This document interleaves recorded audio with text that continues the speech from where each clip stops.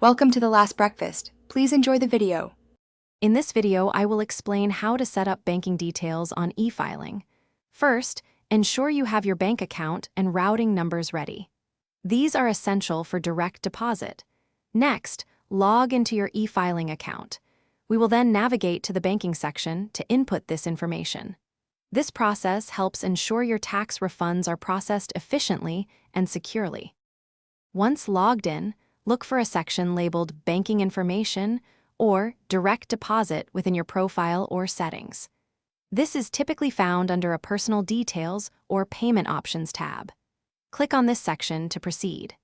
The system may prompt you to re-enter your password or answer security questions to confirm your identity before accessing sensitive financial data.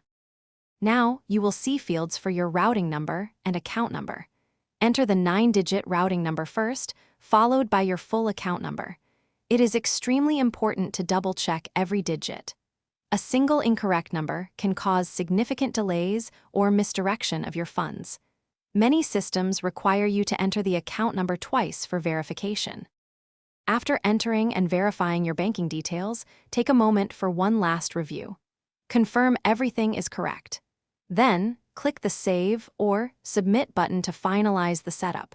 You should receive an on-screen confirmation message and often an email indicating that your banking information has been successfully updated. This completes the process for direct deposit. Thanks for watching. If this was helpful, leave a like and consider subscribing. See you next time.